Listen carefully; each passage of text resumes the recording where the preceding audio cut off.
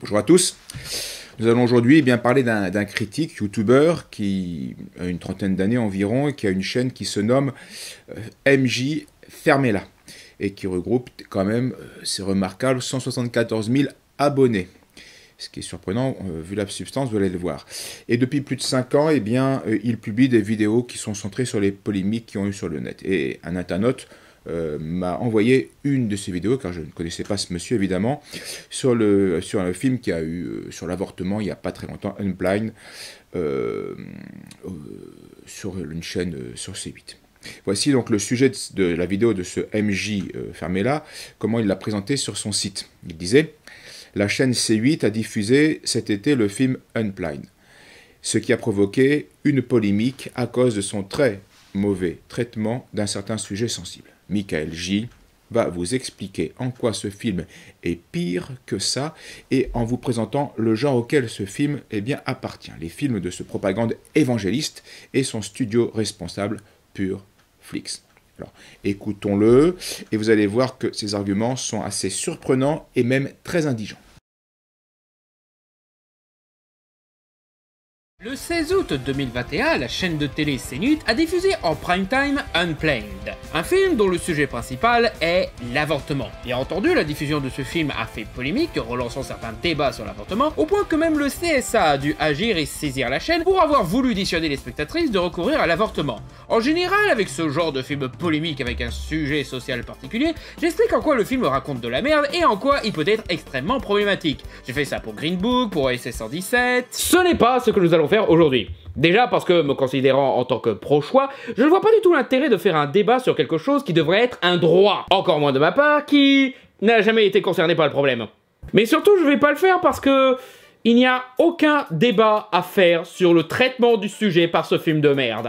Unblind est au mieux un nanar ridicule, au pire un film de propagande réactionnaire toxique. J'en ai vu quelques-uns prétendre que ce film était nuancé dans son propos sur l'avortement, mais non, c'est des conneries. Ne croyez pas ces gens, ils se planquent. Alors voilà en effet de la très haute critique, de haute qualité.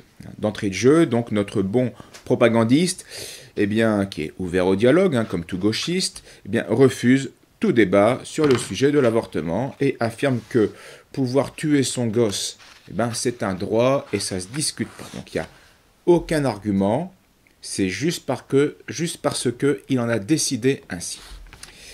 Rappelons que celui qui dit cela, c'est quelqu'un qui se prétend gauchiste, donc qui prétend lutter contre les fachos, les réacs, l'extrême droite, les nazis, les sexistes, les racistes, les homophobes, etc. Vous aurez aussi remarqué que, en tant que gauchiste, ultra-progressiste, MJ a l'insulte facile envers ses opposants. Et il joue facilement au commissaire aussi, au commissaire politique du net avec son gros marteau. Alors, se sentant dans le camp du bien, il use allègrement de raisons manichéennes, simplistes, voire carrément sophistiques.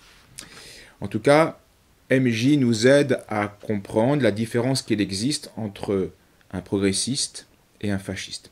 Progressiste, est pour la mort d'un enfant innocent, tandis que le fasciste, lui, est plutôt pour la mort d'un adulte coupable. Dans ces vidéos, notre super critique, donc très ouvert, prend soin de nous dire qu'il ne diffusera pas des images montrant un avortement en direct, où on voit un petit enfant se défendre par instinct contre l'objet agressif qui va lui supprimer la vie. C'est fort dommage, oui, parce que cela aurait été instructif pour un débat impartial et ça aurait été objectif de voir réellement ce que c'est un avortement. Parce qu'on peut en parler, mais le voir, c'est autre chose. Mais ce grand penseur pense pouvoir s'en tirer en disant que cela, de toute façon, n'a rien à voir avec l'avortement. Parce que c'est une question de mois, de temps, dit-il. En gros, si le crime se commet suffisamment tôt pour que l'enfant ne puisse pas esquisser des gestes d'autodéfense, alors c'est plus un crime. Voilà. Donc voilà une logique bien singulière, et écoutons-le. Même dans l'univers fictif de ce film de merde, ce dialogue n'a pas de sens. Et du coup, ce film anti-avortement ne démontre jamais que l'avortement est mal. Même avec tous les clips shows mélodramatiques avec de la country de supermarché sur les manifestants pleurant pour des fœtus, ou cette scène digne du Fils du masque où un fœtus se débat pendant qu'il se fait aspirer par une paille, tu mets pas ça sur le dos de l'avortement en lui-même, mais du fait qu'ils ont augmenté le nombre de mois ouverts pour avorter. Donc encore une fois, la gestion de cette connasse. Les cliniques d'avortement sont censées être là pour aider, pas pour faire du profit. C'est cette conne qui comprend pas ce qu'elle gère. Cette daube a bien plus critiqué la course au profit et le capitalisme que l'avortement sans s'en rendre compte. En fait, MJ Fermella n'a pas d'autre choix. Il devait éviter le débat sur l'avortement lui-même, car il n'existe aucun argument rationnel, raisonnable, qui puisse justifier un tel acte. Dès qu'on se met à réfléchir, évidemment. Donc, évitons le dialogue, on évite de réfléchir et on ne voit pas le néant d'arguments pour l'avortement. Et pas besoin d'être grand philosophe pour le comprendre. Il suffit simplement d'être un honnête homme. Tout le monde peut comprendre qu'il est toujours moralement mauvais de tuer délibérément un innocent. C'est-à-dire une personne qui ne nuit en rien aux autres, qui n'a fait aucun mal aux autres. Ce que je viens de dire là, tout le monde doit et peut le comprendre et l'accepter. Or, ce qui vit dans le ventre d'une femme, c'est un être humain innocent. Peu importe le nom qu'on lui donne, embryon, fœtus, nourrisson, enfant, tout cela désigne des stades différents d'une même personne. Comme bébé, enfant, adolescent, adulte, vieillard, c'est la même personne. Et la meilleure preuve que ce qui est dans les entrailles d'une femme est déjà un être humain, c'est que le plus souvent, son propre groupe sanguin diffère de celui de la mère. Donc ce n'est pas son corps. Donc le slogan « Mon choix, mon corps » est mensonger et sans fondement. L'enfant est dans son corps, mais il n'est pas le corps de la femme. C'est un être humain innocent. Donc dès le premier instant de sa conception, par la semence du père, ce qui est dans le ventre de la mère est un être humain. Et la preuve définitive de cette réalité est que son code génétique est déjà complet et définitif. Ce qui définit ce corps est déjà totalement présent et parfaitement présent. Tout le reste ne sera que croissance puis vieillissement. Cet être humain, dans le ventre de sa mère, a donc toujours été un être humain. Donc ce que l'on tue, ce n'est pas un tas de cellules anarchiques, mais bien un être humain innocent. Et dire qu'on ne peut pas tuer un enfant à 6 mois de grossesse, mais qu'on le peut s'il a moins de 12 semaines, c'est une stupidité, évidemment, criminelle. Car le temps ne change rien à la nature de l'acte que l'on pose. On tue un humain innocent. Et si la société donne le droit à une femme de tuer son enfant à 12 semaines, parce que c'est son choix, il n'y a aucune raison d'empêcher la femme de tuer son enfant à 6 mois, à 1 an, à 2 ans, à 8 ans, parce que c'est son choix. Donc, dans tous les cas, c'est un infanticide. Tuer un innocent, qu'il soit dans le ventre de sa mère ou hors du ventre de sa mère, c'est toujours un acte réprouvable, mauvais, intrinsèquement mauvais, toujours mauvais. Parce que injustifiable, quelles que soient les circonstances qu'on peut alléguer. Et une vraie et bonne loi doit protéger les personnes contre l'arbitraire, contre les injustes cruautés des hommes pervers. Or, quoi de plus ignoble, de plus cruel, d'immoral, que de tuer un innocent qui est incapable de se défendre? Quoi de plus ignoble et de plus cruel, donc, qu'un avortement? Quoi de plus ignoble et de plus cruel qu'une société qui prétend justifier ce crime légalement, en le remboursant? Quoi de plus contre nature, de plus irrationnel? Notre société, donc libertaire, et notre bonhomme antifasciste sont donc bien cruels, pervers et contre nature. Michael J. et tous les progressistes et tous les féministes pro-avortement sont donc complices de ces crimes. Au nom du principe de vivre sa vie, c'est-à-dire de jouir à tout prix, sans m'inquiéter de ce qu'il y aura comme conséquence chez les autres, donc sans frein, sans souci, au lieu de collaborer au plan divin, et sous une tolérance apparente, ces gauchistes cachent en fait un visage très dangereux, pervers, d'une extrême cruauté. Selon le caprice de la femme et de notre dite société, un enfant aura la chance de vivre ou de ne pas vivre. Et le médecin, dont le premier principe est le primum non nocere, de ne pas nuire, eh bien devient coupable de meurtre avec préméditation, donc d'un assassinat. Une société donc qui légitime l'avortement est donc vouée à la ruine, parce qu'elle détruit tout. Accepter ça, c'est tout détruire. L'enfant, la femme, la famille et par ricochet, la société. L'enfant, c'est évident parce qu'on lui ôte la vie du corps et puis même la vie surnaturelle quand on le tue avant son baptême. On tue la femme parce que, outre de se donner la mort de l'âme, eh bien, elle se tue aussi dans sa maternité, dans sa féminité, donc dans son être. Parce que l'avortement, en arrêtant brusquement l'évolution d'une grossesse normale, amène nécessairement des troubles formidables dans l'organisme de la femme. C'est un choc. Alors, sinon physiologique, au moins psychologique. Des troubles donc qui vont apparaître, se manifester soit immédiatement, ou soit bien souvent plus tard. Enfin, cette cruauté, la désunion et l'égoïsme sauvage que cette pratique criminelle induit, va tuer évidemment la famille. Et par ricochet, toute la structure sociale qui en subit les répercussions. Car quand la cellule de base de la société, qui est la famille, se nie à ce point, se contredit à ce point, eh bien on tient là un signe certain de la décadence et de la pourriture de l'ordre social. Donc après ces remarques, on comprend la législation de l'Église et celle des sociétés chrétiennes qui ont toujours sévèrement puni l'avortement. Dès les débuts, les premiers conciles de l'Église catholique ont interdit l'avortement sous la menace des peines les plus sévères. Le premier concile connu, le concile d'Elvire, vers leur 300 en Espagne, condamne la chrétienne qui serait coupable d'avoir fait disparaître l'enfant né d'un adultère. Il était décidé, dit le concile, que pas même à la fin de sa vie, on ne doit lui donner la communion, car elle a commis un double crime. Donc assassinat et adultère. C'était le canon 63. Tandis que les femmes catéchumènes, coupables d'adultère avec avortement, pouvaient être baptisées, mais à la fin de leur vie uniquement. Donc on les laissait toute leur vie dans la pénitence, à cause de ce péché.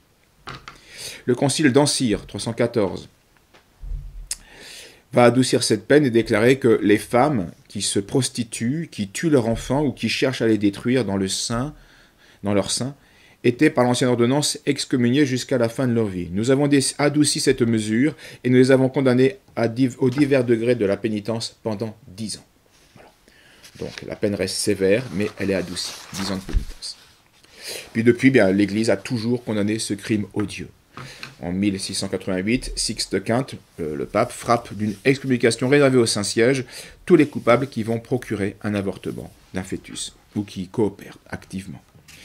3 ans plus tard, Grégoire XIV va adoucir, atténuer la peine aussi, en la réservant à tout évêque du lieu, donc, afin de rendre l'absolution plus facile qu'un recours à Rome, et puis éviter les sacrilèges. Donc ces ordinaires, ces évêques, donc, peuvent eux-mêmes communiquer leur pouvoir d'absoudre ces péchés à un prêtre qui est approuvé pour les confessions. Cette excommunication donc, subsiste aujourd'hui dans le droit canon, dans le canon 2350 du Code de droit canonique. Ceux qui produisent un avortement, sans excepter la mère, oui, elle est responsable, encourent, si l'effet est obtenu, une excommunication late sententie réservée à l'ordinaire. Donc la sentence ayant lieu immédiatement. De plus, s'ils sont clairs, on doit les déposer. En 1895, le Saint-Office condamne les médecins qui, pour soi-disant sauver la mère, provoquent l'avortement. Alors leur but, même si leur but n'est pas de tuer l'enfant, mais de sauver la mère.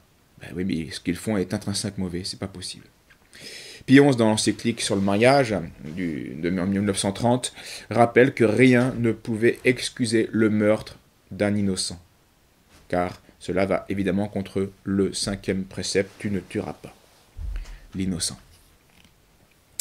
En ce qui concerne la loi civile, l'avortement fut lui aussi toujours puni, jusqu'à la Révolution, un peu après. On réservait la peine capitale à la mère qui tuait son enfant, sous les rois. En 1810, le code pénal va adoucir ces anciennes sanctions, on punissait encore, mais à la réclusion, la femme coupable, donc en prison, au lieu de la tuer, par châtiment. Et puis l'œuvre de la Révolution va faire son chemin, et puis la société va se dissoudre de plus en plus, et on sait jusqu'à jusqu'à quelle extrémité absurde et criminelle nous en sommes arrivés. Tuer son gamin aujourd'hui, c'est un droit qui est remboursé par nos impôts. Vive la République, vive la mort.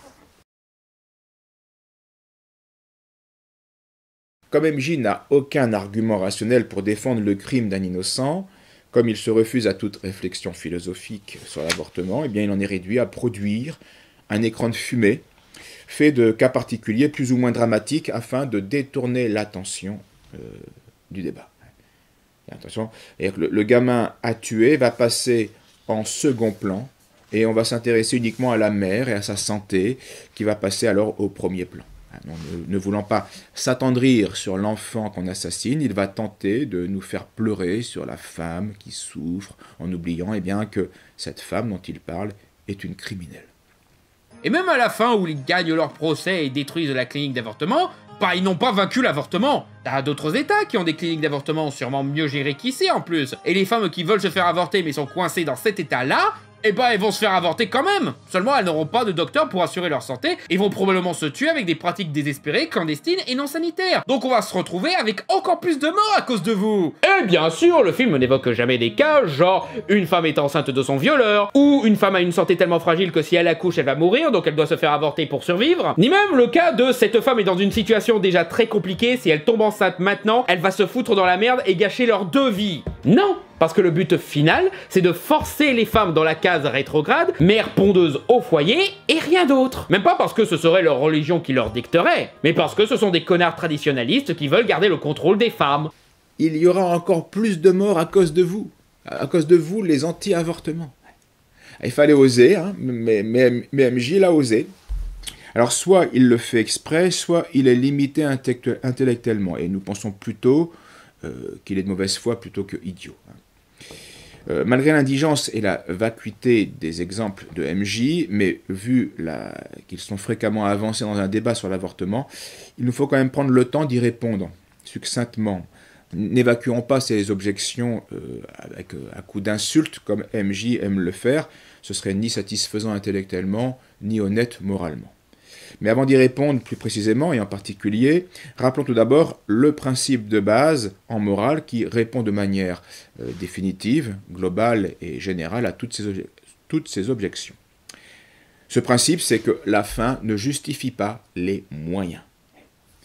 L'avortement est un homicide direct, et cela est toujours mauvais, gravement coupable, et il ne peut pas être légitimé par aucune raison. Aucun bien ne peut être allégué pour faire cet acte intrinsèquement mauvais. Ni le sauver la mère, ni l'intérêt de la famille, ni les besoins des autres enfants qui seraient abandonnés ou dans la misère, ni l'intérêt de la société, rien. On ne peut pas faire cela. Les fins bonnes recherchées ne justifient pas tous les moyens. Si le moyen est intrinsèquement mauvais, aucune fin ne le justifie. C'est saint Paul qui le dit au arbitre romain. Voyons maintenant les objections en particulier que MJ nous fait. Alors, la femme meurt suite à un avortement non médicalisé. Donc, une femme tue son gamin, c'est une femme qui tue son gamin. Ça s'appelle un criminel. Bien. Donc, si elle trouve la mort en faisant de manière sauvage et dangereuse pour sa vie un avortement, bien, elle en est la seule responsable. Elle n'avait qu'à point vouloir supprimer injustement la vie de son enfant. De même qu'on ne s'attendrit pas sur un poseur de bombes qui explose parce qu'il a mal réglé sa bombe, de même, on ne s'attendrit pas sur le cas d'une femme qui meurt parce qu'elle a cherché à tuer son enfant. Dans les 2 cas, ils n'avaient qu'à pas vouloir tuer des innocents. Et ils seraient en vie tous les 2. Et de même qu'il serait absurde pour la société de dépenser de l'argent pour sauver la vie des poseurs de bombes, ou pour leur assurer des stages afin qu'ils posent les bombes en toute sécurité, et bien de même la société n'a pas à s'assurer que les avortements que les femmes criminelles veulent faire soient faits en toute sécurité pour leur santé. Non, c'est absurde.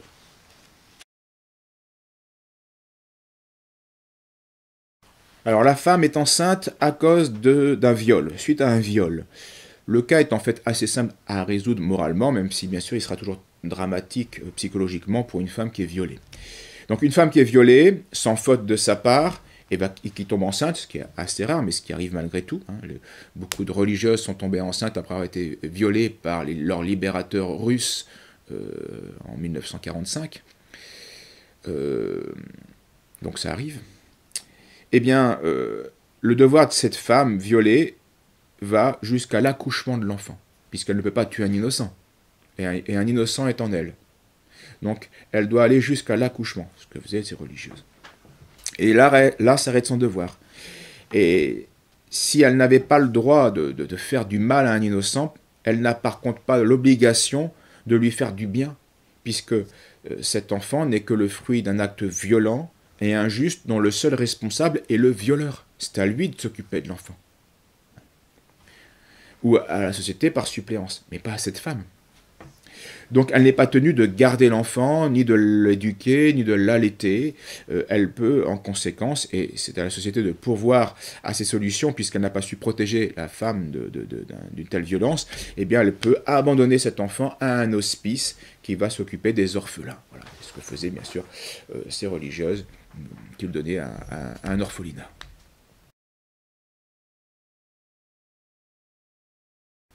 Alors, la femme est fragile et elle doit avorter pour survivre. Non, une femme ne peut en aucun cas tuer son enfant pour sauver sa vie. Si elle ne peut, cas tout hypothétique, rester en vie qu'en tuant son enfant, eh bien, elle doit sacrifier sa vie plutôt que son enfant. C'est pourquoi la Sainte Écriture nous dit dans le livre de l'Ecclésiastique: « Honore ton père de tout ton cœur et n'oublie jamais les douleurs de ta mère. Souviens-toi qu'ils t'ont donné le jour. Et comment leur rendras-tu ce qu'ils t'ont donné ?» Oui, un enfant doit honorer son père comme le chef de famille, celui qui possède force et autorité, mais sans oublier les souffrances de sa mère parce qu'elle a risqué sa vie pour lui. Et parfois, elle donne sa vie pour qu'il vive.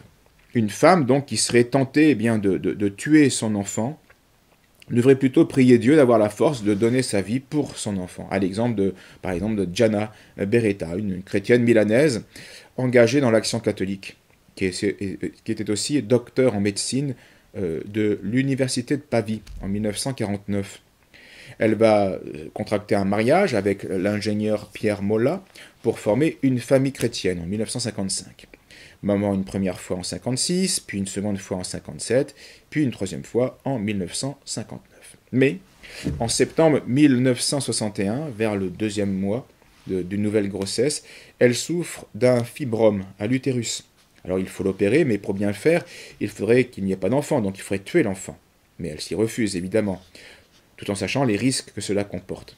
Elle veut continuer sa grossesse et supplie le chirurgien de ne pas recourir à l'avortement, mais de sauver la vie qu'elle porte en elle.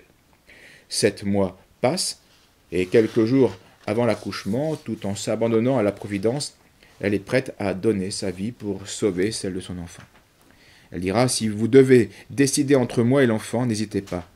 Choisissez l'enfant et sauvez-le. » Le matin du 21 avril 1962, Jeanne Emmanuel, sa petite fille, est née, elle est saine et sauve, mais 7 jours plus tard, malgré tous les efforts des médecins pour sauver la mère, Gianna Beretta meurt saintement à l'âge de 39 ans, au milieu de grandes souffrances et après avoir confessé son amour pour Dieu et pour Jésus. Alors une femme dans une situation précaire qui doit avorter pour pas gâcher de vie. C'est absolument effrayant.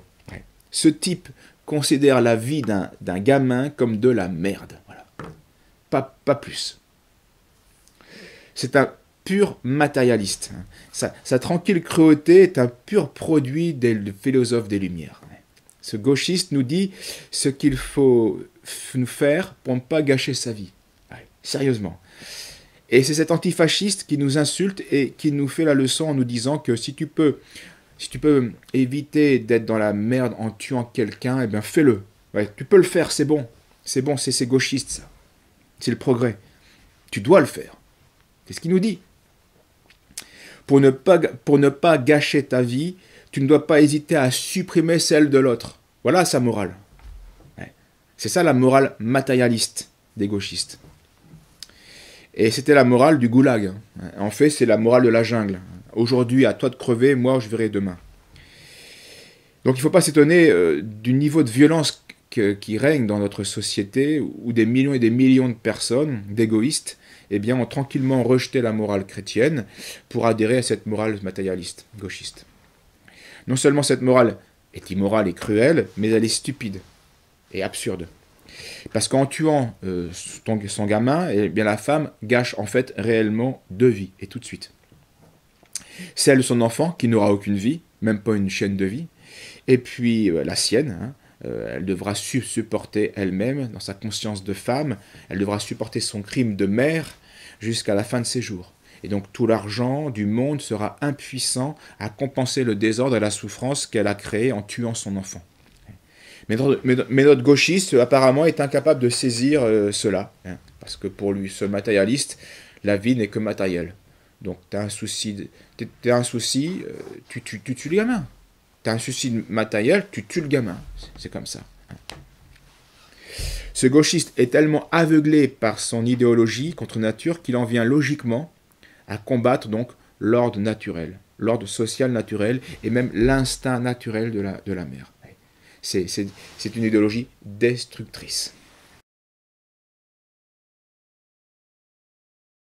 Alors, apparemment, il est contre la femme au foyer. Ça, il n'aime pas, apparemment. Je sais pas s'il a eu une mère, lui. Donc, d'abord, la vraie religion ne force personne à se marier, évidemment. Le mariage est un acte libre. Une femme a le choix soit de rester célibataire, soit de se consacrer dans la virginité religieuse, soit de se marier et donc de devenir, si Dieu le permet, mère de famille. Une fois mariée, librement, la femme, tout comme l'homme d'ailleurs, ont des obligations mutuelles. Non pas de devenir une mère pondeuse, mais d'être une mère féconde si Dieu le veut, selon ses forces et celles du foyer. Car le mariage, et choisi librement, est une institution divine où l'homme et la femme acceptent d'être les coopérateurs de Dieu dans sa création et dans sa providence. Donc les époux ne peuvent jamais tricher dans l'acte conjugal. En se donnant l'un à l'autre, en faisant un seul corps, ils doivent coopérer au don de la vie. Et s'ils jugent imprudent, pour des raisons matérielles, ce qui peut arriver, ou médicales, d'avoir une nouvelle grossesse, alors ils doivent s'abstenir pendant un temps, ou toujours si les conditions l'exigent, eh bien de s'unir sexuellement dans l'acte conjugal. Dans son aveuglement idéologique et contre nature, quand un gauchiste accuse la religion ou le patriarcat, en réalité, il se rebelle contre l'ordre naturel, hein, contre l'instinct maternel, contre la mission naturelle de la femme. Et il serait intéressant de voir aussi en quoi et pourquoi l'homme est le chef de la femme. C'est d'abord une vérité religieuse comme une vérité scientifique, une vérité philosophique comme une vérité anthropologique, mais une vérité bien sûr niée par tous nos modernes, dégénérés et contre nature. Mais ce n'est pas l'objet de la vidéo, mais puisque pour MJ, tout argument rationnel devient un argument rétrograde, puisque toute personne qui protège la vie d'un innocent serait, selon lui, un connard de traditionnaliste qui veut garder le contrôle des femmes, puisque notre gauchiste se fait le propagandiste de l'imposture contre nature des féministes, eh bien je vais répondre à MJ en chanson. Laissons les arguments. Et en lui faisant écouter bien ce fameux groupe québécois, Mes Aïeux. Ce groupe n'est pas particulièrement religieux, mais au moins il a du bon sens. Il constate l'ordre naturel des choses. Et aujourd'hui, dans un monde inversé et satanique, ce n'est pas rien, c'est même fort appréciable. Alors voici le passage de leur chanson Dégénération qui concerne les femmes. Ton arrière-arrière-grand-mère, elle a eu 14 enfants. Ton arrière-grand-mère en a eu quasiment autant. Et pis ta grand-mère en a eu 3, c'était suffisant. Pis ta mère en voulait pas, toi t'étais un accident. Et pis toi, ma petite fille, tu changes de partenaire tout le temps.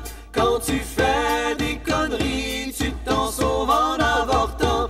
Mais y a des matins, tu te réveilles en pleurant. Quand tu rêves la nuit d'une grande table entourée d'enfants.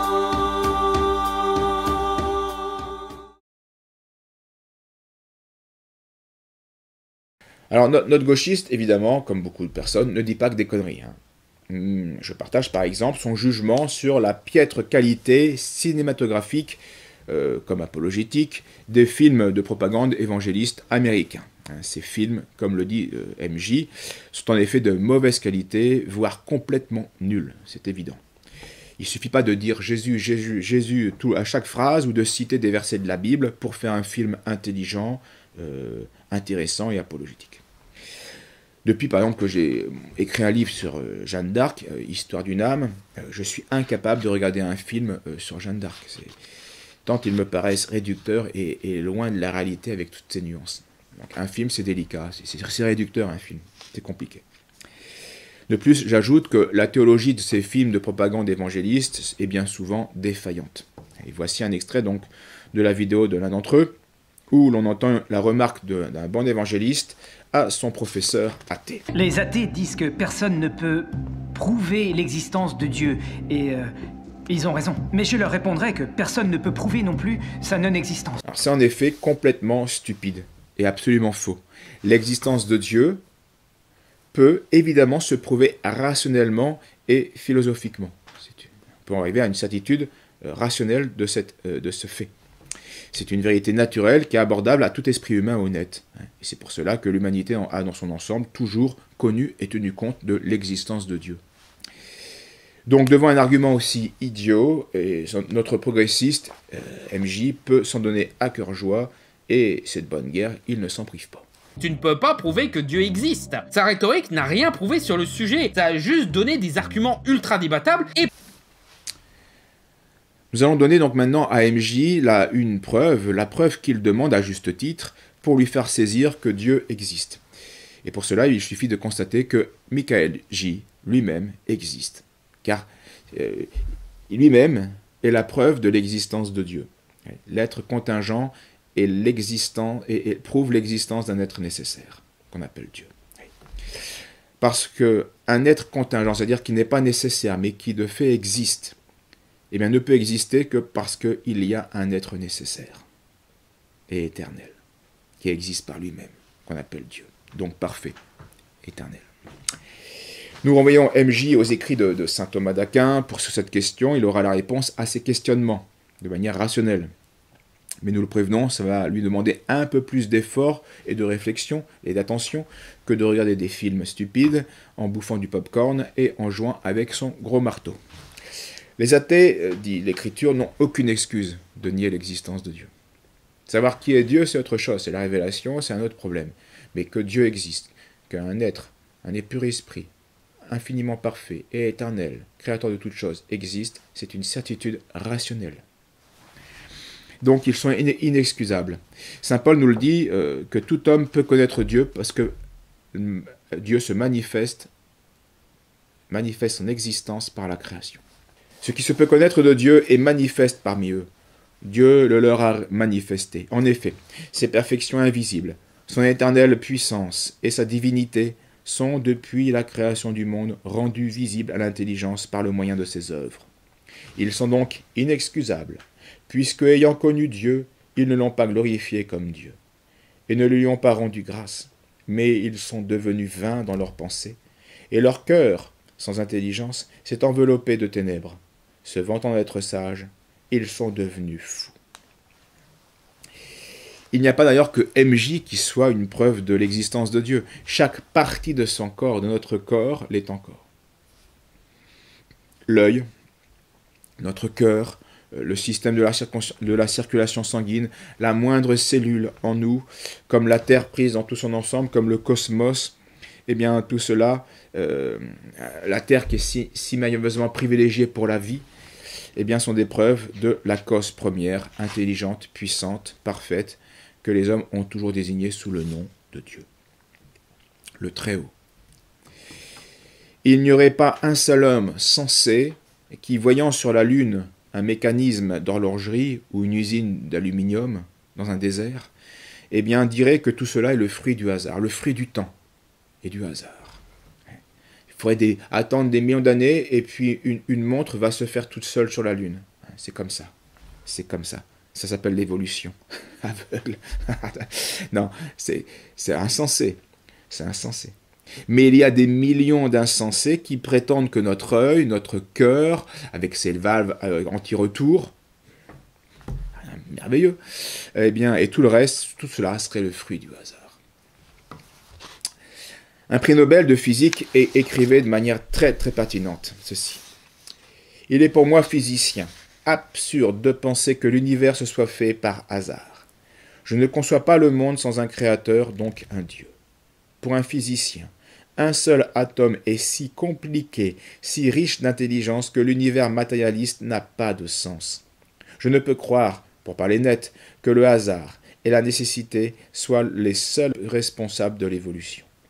Des cosmonautes qui découvriraient sur la face cachée de la Lune une usine automatique d'aluminium en plein fonctionnement n'arriveraient pas à se persuader que cette usine s'est trouvée constituée par le seul jeu fortuit des réactions physico-chimiques entre les différents éléments présents sur la surface de notre satellite. Ils se croiraient plutôt victimes d'une hallucination. Or, la moindre bactérie est une usine physico-chimique bien plus complexe et d'une organisation bien plus ingénieuse qu'une usine automatique d'aluminium. Alfred Kastler. Alors nous passons sur les nombreux sophismes et sur les grossières injures qui fusent très naturellement de la bouche de MJ pour nous arrêter sur ce qui est probablement la plus énorme stupidité que MJ ait pu dire dans cette vidéo. Voici l'extrait. Soyez bien attentifs parce que la perle n'arrive qu'à la fin. Avant cela, dans une vision donc marxiste, simpliste, pauvre, il s'inquiète de la propagande évangéliste. Bien. Et il constate pourtant qu'elle est nulle et inefficace à convaincre, jugement que je partage. Mais malgré cela, MJ estime que cette propagande nulle et inefficace est inquiétante, parce que, dit-il, elle va rendre encore plus dangereux les fondamentalistes, les fanatiques et les sectaires qui regardent cette propagande. Écoutons-le. Donc MJ s'insurge, il n'est pas content. Ouais, qu'est-ce que ça fout diffuser à 20h50 sur un truc comme C-Nuit? Et pourquoi Unplanned d'ailleurs? Ce film est rated R aux States, l'équivalent d'interdit aux moins de 16 ans chez nous. Et ce, dû au gore de certaines scènes. Comment ça peut être seulement moins 10 chez nous? Il y a une scène où il reconstitue des morceaux de fœtus et un autre où on voit une femme littéralement chier du sang. Le fait que ces films sont encouragés de la sorte est 1000 fois plus inquiétant que les films eux-mêmes. Certes, le film n'a attiré personne, et maintenant ils ont le CSA au cul qui se demande pourquoi Canal essaye de propager de la propagande anti-avortement venant des États-Unis. Mais le fait qu'ils se sont permis de faire un truc pareil, ça pose des questions. Pourquoi ils ont diffusé ce film à 1 heure de grande écoute? Est-ce qu'on est maintenant à un climat social où ils se sentent à l'aise de faire ce genre de conneries? Ils essayent d'avoir les réacs dans leur poche? Ils essayent vraiment de décourager l'avortement? Bah, si c'est ça, à quel niveau de tête dans le sable on est pour qu'ils croient que cette daube allait convaincre qui que ce soit? C'était juste pour provoquer? Pour faire son edgy anti-politiquement correct? Bon, ce serait pas étonnant de leur part, mais si c'est ça, quelle bande de gamins? Donc ouais, à défaut d'un débat sur l'avortement, cette affaire devrait nous permettre de souligner la situation actuelle vis-à-vis des religions et des questions sociales de ce genre. À l'heure où les médias français chouinent sur la woke culture qui nous vient des universités américaines, c'est étrange de voir accueillis à bras ouverts des films de propagande ultra-conservateurs. Au bout d'un moment, qui est vraiment persécuté dans cette histoire? Qui se répand à l'international pour propager une idéologie dégueulasse? Et est-ce que le débat sert vraiment à quelque chose à ce niveau de bêtise et de mauvaise foi? Non, MJ n'est pas content. Il est contre la mauvaise foi, il s'insurge contre les doctrines dégueulasses que des chrétiens voudraient diffuser dans la société. Il est vraiment marrant, ce bonhomme. Avec son gros marteau, il aurait pu faire un super commissaire politique à la grande époque. Donc vouloir chercher à sauver la vie d'un innocent, c'est une doctrine dégueulasse. C'est clair? On est vraiment dans l'inversion accusatoire, là, plutôt satanique. Empêcher une femme de se détruire, de détruire la vie en elle, c'est une doctrine dégueulasse. Ah, MJ. Et quand un gauchiste déclare cela, il prétend bien sûr lutter contre les fondamentalismes sectaires, fanatiques, qui mettraient en danger la société, contrairement aux mouvements qu'il propage, féministes, wokistes, ou Black Lives Matter, etc., qui ne sont, eux, pas de mauvaise foi, et qui, eux, n'useraient pas de pseudo-arguments. Alors, si MJ n'existait pas, il faudrait l'inventer parce qu'il résume à lui seul et à la perfection toute l'imbécilité et l'imposture de l'idéologie moderne. Alors, ce qui est certain et rassurant sur le long terme, même si c'est effrayant à court terme, c'est que cette civilisation gauchiste, droits de l'hommiste, féministe, LGBT, transgenre et wokiste, etc., eh bien, toutes ces inventions sorties de l'enfer ne peuvent pas se prolonger dans le temps. Toutes ces idéologies sont parasitaires, donc contre nature. Elles n'existent que tant qu'il y a du bien encore à corrompre. Elles vont réussir, mais une fois que le bien est corrompu, elles vont disparaître. Elles sont contre nature, elles n'ont aucun fondement. Elles ne savent que détruire ce qui a été construit, détruire le bien. Quand un virus a tué celui qu'elle parasitait, ben le virus meurt. C'est ce qui va arriver de toutes ces idéologies parasitaires et virales. Elles sont incapables de construire quoi que ce soit. Elles ne savent que détruire. Le gauchisme ne supporte pas les hiérarchies naturelles. Le droit de l'hommiste ne supporte pas les hiérarchies sociales. Le féministe ne supporte pas la hiérarchie sexuelle, ni la condition, ni la vocation féminine. Les LGBT ne supportent pas la nature sexuelle de la race humaine. Et les wokistes ne supportent pas les hiérarchies et différences raciales, et donc elles en veulent au patriarcat blanc qui a construit une bonne partie de l'humanité. Toutes ces idéologies exècrent donc la rationalité, l'ordre, la réalité objective, donc d'où ce refus de Dieu. Elles pensent que tout est relatif, parce qu'elles sont capricieuses, et que tout peut être interprété en fonction du contexte culturel par leur fragile cervelle. Ces idéologies donc, sont donc le fruit d'une personnalité ratée, d'une personnalité diminuée, déresponsabilisée, ou alors c'est le fruit d'un esprit perverti, en révolte. Tout cela éclate particulièrement avec leur fameux droit à l'avortement, qui est un non-sens. Toutes ces idéologies sont donc pour le génocide des enfants innocents. Quand ces innocents les gênent. Voilà, c'est ça, c'est uniquement la condition. Ça me gêne, tu dégages. Donc ce mensonge et cette soif de crime sont vraiment les marques infaillibles du démon. Et tous ces progressistes sont au sens propre des suppôts de Satan. Ils propagent la haine de Satan, la cruauté, les mensonges de Satan. Et ils s'en rendront compte, même si aujourd'hui ils le nient, quand ils auront rejoint Satan en enfer, parce que être aussi méchant, être aussi aveuglé, être aussi criminel dans ses pensées, dans ses actes, ça conduit en enfer, évidemment.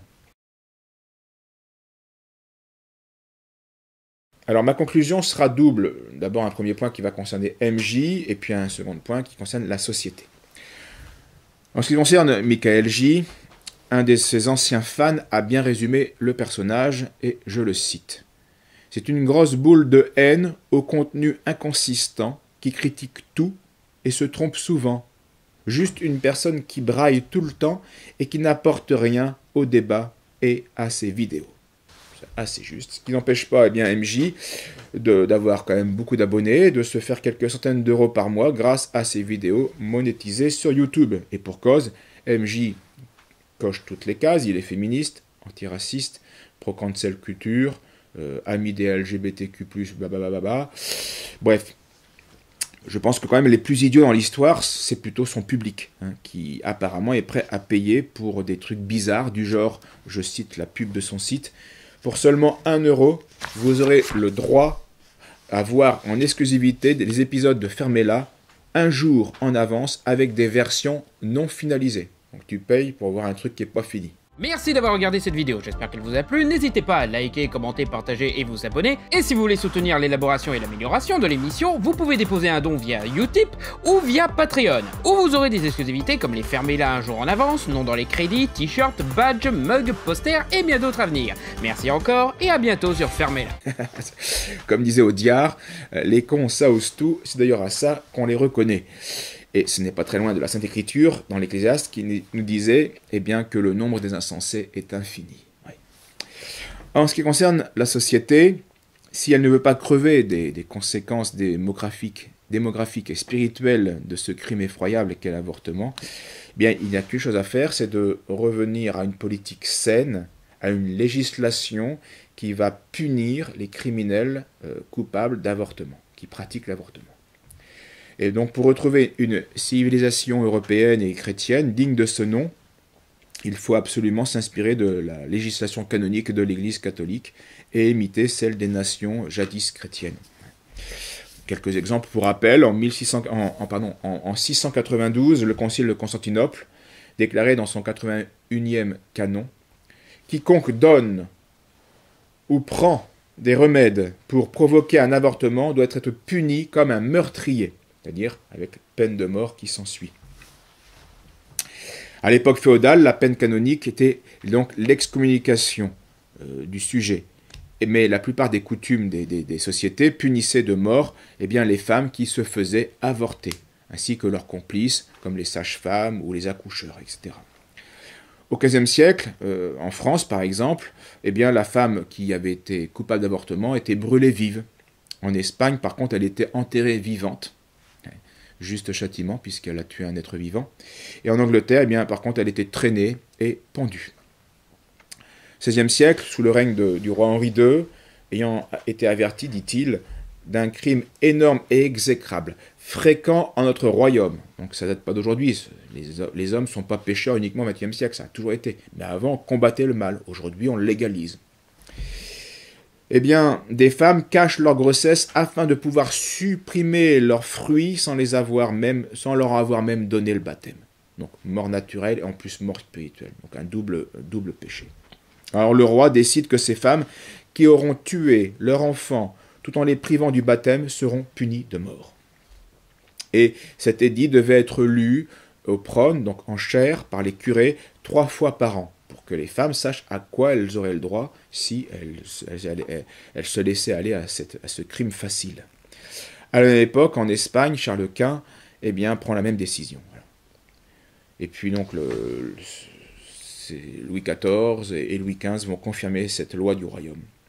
Alors à ceux qui pensent que ces justes lois étaient inhumaines, en fait non, elles ne sont pas du tout inhumaines, elles sont justes.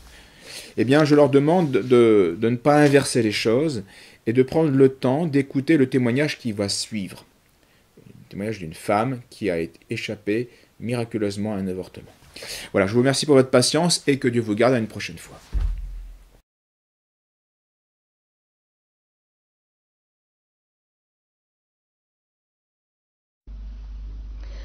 I'm adopted, and my biological mother was 17, and so was my biological father. She was 7.5 months pregnant when she decided to go to Planned Parenthood, which is the largest abortion provider in the world, and they counseled her to have a late-term saline abortion, which is a saline salt solution that is injected into the mother's womb. The baby gulps that solution, it burns the baby inside and out, and then she is to deliver a dead baby within 24 hours. And to everyone's great shock and surprise, I didn't arrive dead but alive on April the 6th, 1977 in a Los Angeles County abortion clinic.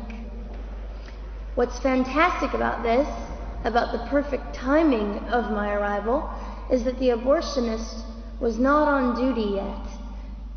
So he wasn't even given the opportunity to continue on with his plan for my life, which was death.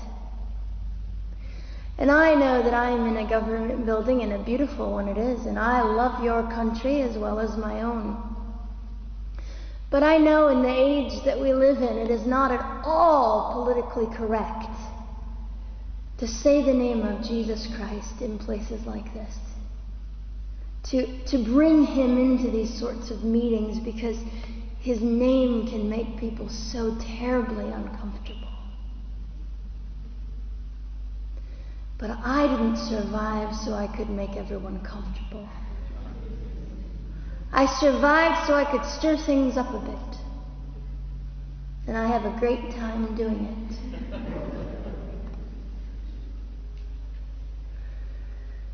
And so I was delivered alive, as I've already said, after 18 hours. I should be blind, I should be burned, I should be dead. And yet I'm not. You know what is fantastic vindication is the fact that the abortionist had to sign my birth certificate. So I know who he is. And it also says, for any skeptic listening, on my medical records, born during saline abortion. Ha! They didn't win. I've done some research on the man that performed the abortion on me. And his clinics are the largest chain of clinics in the United States of America, and they gross $70 million a year. I read a quote from him at some point several years ago, and he said, "I have aborted over 1 million babies, and I consider it my passion." I tell you these things because, listen, ladies and gentlemen, we are in an interesting battle, whether we realize it or not, in this world. It is a battle between life and death. What side are you on?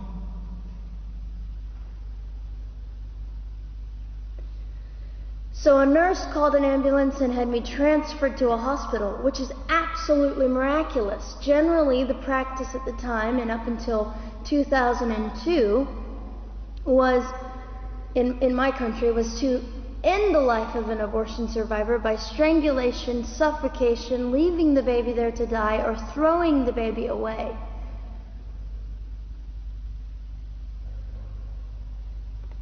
But on August the 5th, 2002, my extraordinary President Bush signed into law the Born Alive Infants Protection Act to prevent that from occurring anymore.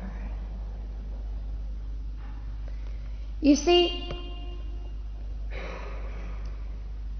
we're playing for keeps. We're playing for, I'm hoping to be hated by the time that I die so that I can feel God about me and understand what it was to be hated. He was hated. Christ was hated.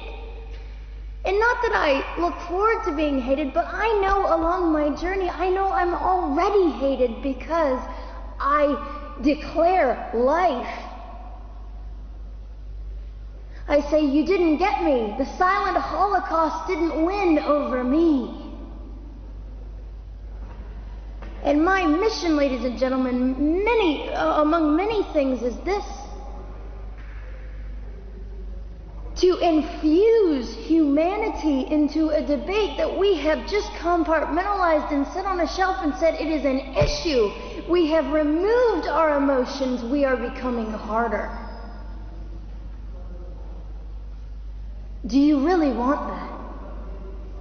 How much are you willing to take, and how much are you willing to risk to speak the truth in love and graciousness and stand up and at least be willing to be hated? Or at the end of the day, is it all about you or me?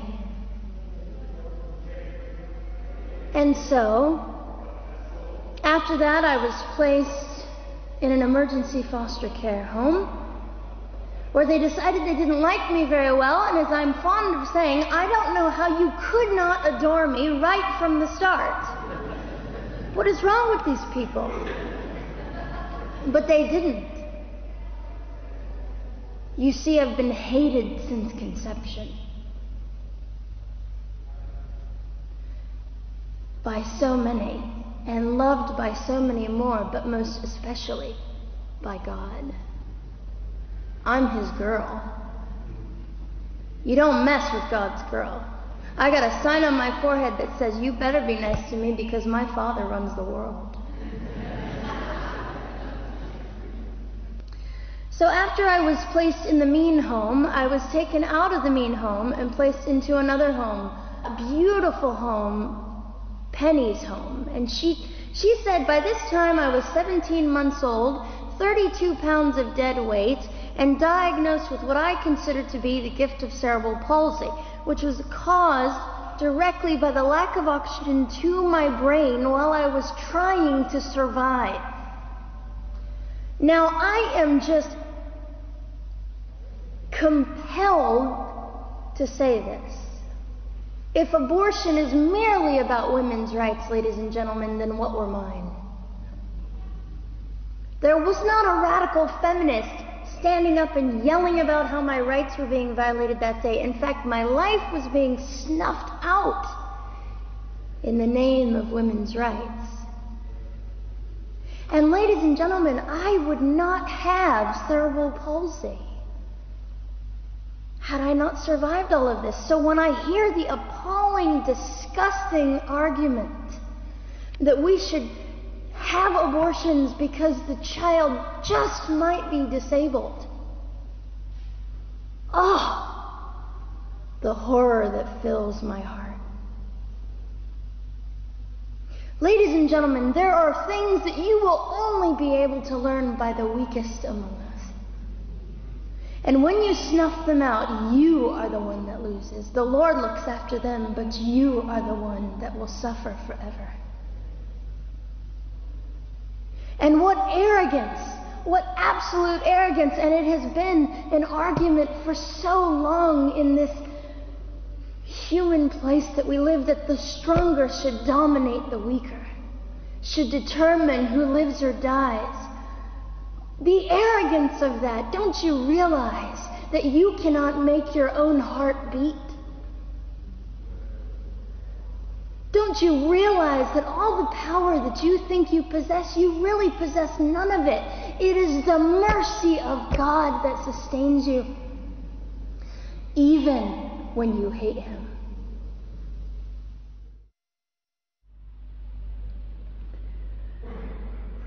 So they looked at my dear Penny and they said, Gianna will never be anything, which is always encouraging.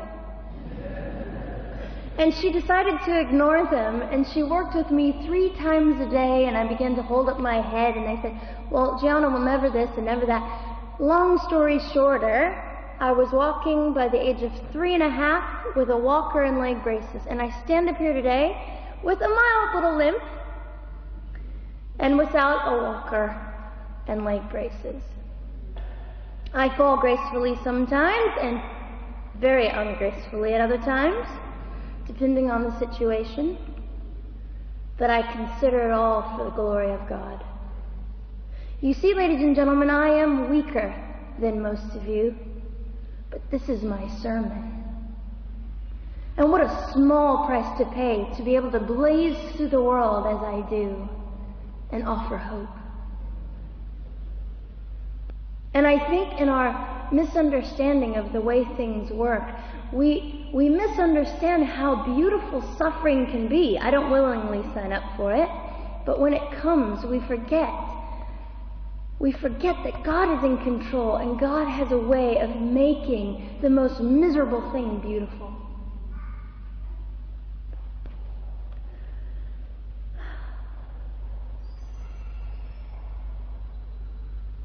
I have met my biological mother. I have forgiven my biological mother. I am a Christian.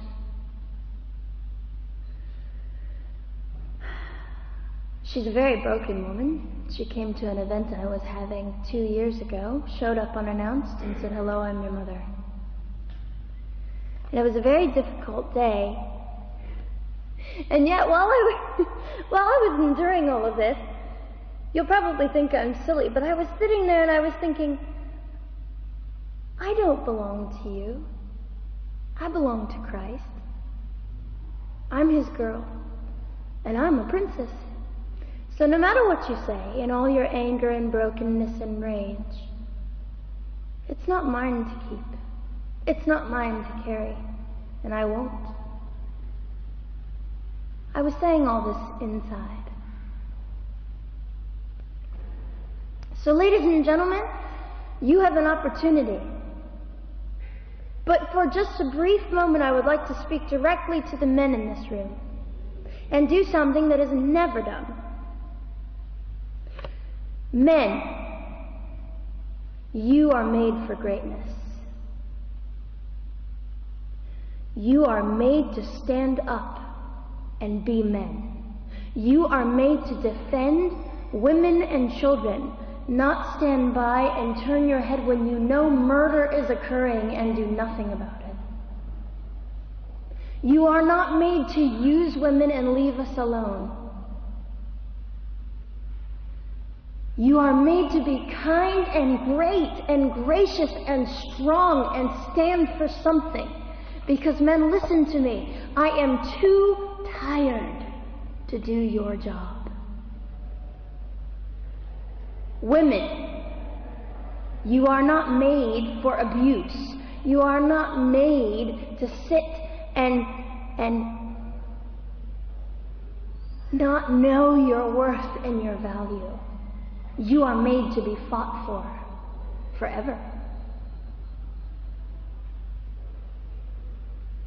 So now is your moment. What sort of people are you going to be? I trust incredible. I trust, men, you will rise to the occasion.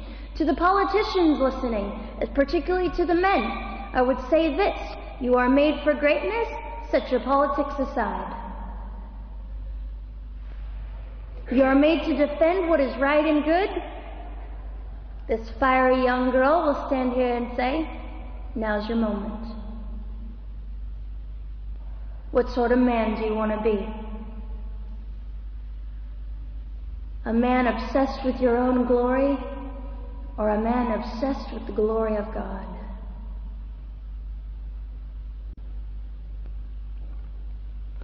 I'll just end with this. Some of you might be slightly annoyed that all I keep doing is talking about God and Jesus. But how on earth can I walk about limping through this world and not give all my heart and mind and soul and strength to the Christ who gave me life? So if you think I'm a fool, it's just another jewel in my crown. My whole intent in living here is to make God smile. I hope some of this made sense. It just came from my heart. God bless and keep you.